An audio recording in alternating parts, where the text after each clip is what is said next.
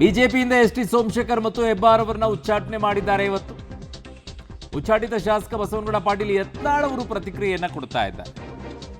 ನನ್ನನ್ನು ಅಪ್ಪ ಮಗನ ಕುತಂತ್ರದಿಂದ ಉಚ್ಚಾಟಿಸಿದ್ರು. ಸೋಮಶೇಖರ್ ಹೆಬ್ಬಾರ್ ಉಚ್ಚಾಟನೆಯನ್ನ ನಾನು ಸ್ವಾಗತಿಸಲ್ಲ ಅಂತ ಹೇಳಿದ್ದಾರೆ. ಹೈಕಮಾಂಡ್ ಮೊದಲು ವಿಜೇಂದ್ರನನ್ನ ಉಚ್ಚಾಟಿಸಬೇಕು ಅಂತ ಮತ್ತೆ ಮಾತನಾಡಿದ್ದಾರೆ. ಯಡಿಯೂರಪ್ಪರನ್ನ ಉಚ್ಚಾಟನೆ ಮಾಡಬೇಕು, ಅಪ್ಪ ಮಗನನ್ನ ಉಚ್ಚಾಟನೆ ಮಾಡಬೇಕು ಅಂತ ಹೇಳಿ ಪಬ್ಲಿಕ್ ಟಿವಿಗೆ ಉಚ್ಚಾಟಿತ ಶಾಸಕ ಯತ್ನಾಳ್ ಈ ಹೇಳಿಕೆಯನ್ನ ಕೊಟ್ಟಿದ್ದಾರೆ. ಅವರು ಇನ್ನೂ ಕೂಡ ಆ ಮಾತುಗಳನ್ನು ನಿಲ್ಲಿಸಿಲ್ಲ. ಯತ್ನಾಳ್ ಅವರು ಮುಂದುವರೆಸಿದ್ದಾರೆ ತಮ್ಮ ಮಾತುಗಳನ್ನು. ಸೊ ಎಲ್ಲರೂ ಕೂಡ ಸ್ವಾಗತಿಸ್ತಾ ಇದ್ರು ಬಿಜೆಪಿಯ ನಾಯಕರು ಈ ಇಬ್ಬರನ್ನ ಉಚ್ಚಾಟನೆ ಮಾಡಿದ್ದು. ಬಟ್ ಯತ್ನಾಳ್ ಅವರು ಮಾತ್ರ ಈಗ ಅದನ್ನು ನಾನು ಸ್ವಾಗತಿಸಲ್ಲ ಅಂತ ಅವ್ರು ಹೇಳಿದ್ದಾರೆ. ಅವರವರ ಅಭಿಪ್ರಾಯಗಳು ಇರುತ್ತೆ. ಈಗ ಅವರು ಉಚ್ಚಾಟಿತರು, ಇವರು ಉಚ್ಚಾಟಿತರು, ಅವ್ರಿಗೂ ಆ ಪಕ್ಷಕ್ಕೂ ಸಂಬಂಧ ಇಲ್ಲ. ಈಗ ಎಸ್.ಟಿ. ಸೋಮಶೇಖರ್ ಸೇರಿದಂತೆ ಹೆಬ್ಬಾರ್ ಅವ್ರನ್ನ ಉಚ್ಚಾಟನೆ ಮಾಡಿದ್ದಾರೆ. ಇದರ ಬಗ್ಗೆ ಮಾತಾಡಲಿಕ್ಕೆ ಯತ್ನಾಳ್ ಕೂತು ನಮ್ಮ ಒಟ್ಟಿಗೆ ಇದ್ದಾರೆ. ಸರ್, ಮೊದಲನೇದಾಗಿ ಅವರ ಒಂದು ಪ್ರತಿಕ್ರಿಯೆಯನ್ನು ತಗೋಣ. ಸರ್, ಈಗ ಉಚ್ಚಾಟನೆ ನಿಮ್ಮದು ಆದ ನಂತರ ಏನಂದರೆ ಬಿಜೆಪಿಯಿಂದ ಇಬ್ಬರು ಕೂಡ ಶಾಸಕರಿಂದ ಅವರು ಉಚ್ಚಾಟನೆ ಮಾಡಿದ್ದಾರೆ. ಸರ್, ಇದ್ರ ಬಗ್ಗೆ ತಮ್ಮ ಅಭಿಪ್ರಾಯ ಏನು?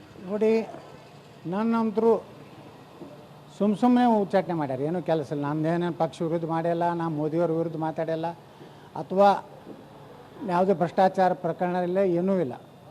ಯಾರು ಭ್ರಷ್ಟಾಚಾರ ಪ್ರಕರಣದಾಗ ಅದಾರ, ಯಾರು ಪೋಕ್ಸೋ ಪ್ರಕರಣ ಗಂಭೀರ ಪ್ರಕರಣದಾಗ ಅದಾರ, ಅವ್ರ ಮ್ಯಾಗ ಕ್ರಮ ತೊಗೋಬೇಕಾಗಿತ್ತು.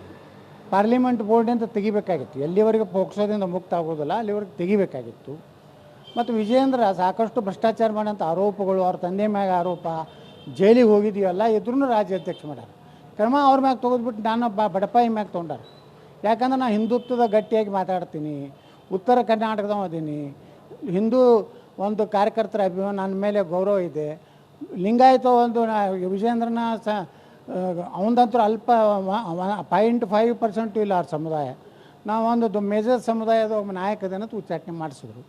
ಇವರಿಬ್ಬರನ್ನೂ ರಕ್ಷಣೆ ಮಾಡಾಗ ಸಾಕಷ್ಟು ಕೊನೆಯ ಗಳಿಗೆವರೆಗೂ ಏನು ಓಂ ಪಾಠಕ ಶಿಸ್ತು ಸಮಿತಿಯವರು ಸಹಿ ಮಾಡೋವರೆಗೂ ಅಪ್ಪ ಮಗ ಸಾಕಷ್ಟು ಪ್ರಯತ್ನ ಮಾಡ್ಯಾರ, ಹಾಗೆಲ್ಲ ಭಾಳ ವಿಷಾದ ಅನ್ನಿಸ್ತದೆ. ಇದೊಂದು ವಿಜೇಂದ್ರಗೆ ಭಾರಿ ಹಿನ್ನಡೆ ಅಂತೇಳಿ ನಾನು ತಿಳ್ಕೊತೀನಿ. ಇವರಿಬ್ಬರದು ಉಚ್ಚಾಟನೆ ಅಂದರೆ ಪಕ್ಷದ ವಿರೋಧಿ ಮಾಡ್ತಾ ವಿದ್ಯುತ್ ಚಟುವಟಿಕೆಯಲ್ಲಿ ಇದ್ದರು. ಅದರ ಜೊತೆಗೆ ಅನೇಕ ಪಕ್ಷಗಳೇನು ನಿರ್ಣಯ ತೊಗೊಂಡಾಗ ಇವರು ಸಭಾತ್ಯಾಗ ಮಾಡೋದು ಕೂಡ ಎದ್ದು ಬರಲಿಲ್ಲ ಅನ್ನೋ ಕೂಡ ಆರೋಪಗಳಿದ್ದಾವೆ. ಈ ನಿಟ್ಟಿನಲ್ಲಿ ನೋಡೋದಾಗ ನೀವು ಕೂಡ ಅಲ್ಲಿ ಸಭೆಗೆ ಅಧಿವೇಶನದ ಪಾಲ್ಗೊಳ್ತಿದ್ರಿ, ಆ ರೀತಿ ಮಾಡ್ತಾ ಇದ್ರೆ ಅಥವಾ ಉಚ್ಚಾಟನೆ ಮಾಡಿದ್ದು ಸರಿ ಇದೆ ತಪ್ಪಿದೆ? ನೋಡಿ, ನಾನು ಅವ್ರು ಉಚ್ಚಾಟನೆ ಮಾಡಿ ಸರಿಯೋ ತಪ್ಪು ಅನ್ನೋಕ್ಕಿಂತ ಅವ್ರು ಕೂತು ಮಾತಾಡಬೇಕಾಗಿತ್ತು. ಅವ್ರ ಸಮಸ್ಯೆ ಏನಿದೆ ಎಲ್ಲ ಯಾರೇ ಆಗಲಿ. ನೋಡಿರಿ, ಒಬ್ಬ MLAಗಳನ್ನ ಉಚ್ಚಾಟನೆ ಮಾಡೋದಂದ್ರೆ ಅದು ಒಳ್ಳೆಯ ಸಂದೇಶ ಅಂತೂ ಹೋಗೋದಿಲ್ಲ. ಅವ್ರು ಏನಿದ್ರು ನಾನು ಕೂತು ಮಾತಾಡಬೇಕಾಗಿತ್ತು, ಮಾತಾಡಲಿಲ್ಲ. ಅವರು ಏನು ಮಾಡಿದ್ರು ಗೊತ್ತಿಲ್ಲ. ಆದರೆ ನಾ ಮಾತ್ರ ವಿಧಾನಸಭೆಯಲ್ಲಿ ಒಂದು ಸಲ ಅಂತರೂ ನಾನು ಹೋರಾಟ ಮಾಡ್ಲಿಕ್ಕೆ ಹೋಗಿ ನನ್ನ ಅಲ್ಲಿಯ ಏನು ಸಿಬ್ಬಂದಿಗಳು ನನ್ನ ಮೈ ಮ್ಯಾಗ ಬಿದ್ದು ನನಗೆ ದವಾಖಾನೆಗೆ ಹೋಗುವಂಥ ಪರಿಸ್ಥಿತಿ ನಿರ್ಮಾಣ ಆಗಿತ್ತು. ಮೊನ್ನೆನೂ ನಾವು ಹೋರಾಟ ಮಾಡಿದ್ದೆ ವಿಧಾನಸಭೆಯಲ್ಲಿ. ಆದಾಗ್ಯೂ ಇಷ್ಟು ಪಕ್ಷದ ಶಿಸ್ತಿನ ಸಿಪಾಯಿ ಇದ್ದರು, ನನ್ನನ್ನು ಉಚ್ಚಾಟನೆ ಮಾಡಿದ್ರು. ಅದೇ ವಿಜೇಂದ್ರ ನಾವು ಮಾವಿಯಲ್ಲಿ ಹೋರಾಟ ಕೂತಾಗ DK ಶಿವಕುಮಾರ್ ಕಡೆ ಒಂದು 15ರಿಂದ 20 ಶಿಫಾರಸು ಪತ್ರಗಳನ್ನು ಸಹಿ ಮಾಡಿಸ್ಕೊಂಡ.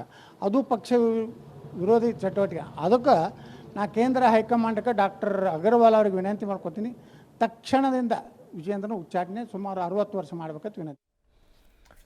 ಮಾತನಾಡೇ ಇಲ್ಲ ಅಂತಲ್ಲ ಯತ್ನಾಳ್ ಅವರು. ನೀವು ಒಂಥರ ಹೇಗಾಗಿದ್ದೀರಿ ಅಂತಂದರೆ ನಾನು ಶಿಸ್ತಿನ ಸಿಪಾಯಿ ಅಂತ ನೀವು ಹೇಳ್ಕೊಳ್ತೀರ. ಆದರೆ ಒಂದು ಪಕ್ಷದಲ್ಲಿ ಒಬ್ಬ ರಾಜ್ಯಾಧ್ಯಕ್ಷರ ಅಂತೇಳಿ ಸರಿನೋ ತಪ್ಪು ಅನ್ನುವಂಥದ್ದು ನಿರ್ಧಾರ ಮಾಡಬೇಕಾಗಿರುವಂಥದ್ದು ಕೇಂದ್ರದಲ್ಲಿರುವಂಥ ನಾಯಕರು. ಅವರು ರಾಜ್ಯಾಧ್ಯಕ್ಷರಾದ ಮೇಲೆ ಅವ್ರ ಬಗ್ಗೆ ಹಾದಿ ಬೀದಿಯಲ್ಲಿ ನಿಂತ್ಕೊಂಡೆಲ್ಲ ಮಾತನಾಡ್ತಾ ಇರೋದು ಅದು ಶಿಸ್ತಿನ ಪಾಲನೆನ. ಆಮೇಲೆ ಸೋಮಶೇಖರ್ ಅವ್ರ ಜೊತೆಗೂ ಅಶೋಕ್ ಅವರು ಮಾತನಾಡಿದ್ದಾರೆ, ಎಲ್ಲರೂ ಕರೆದು ಮಾತನಾಡಿದ್ದಾರೆ.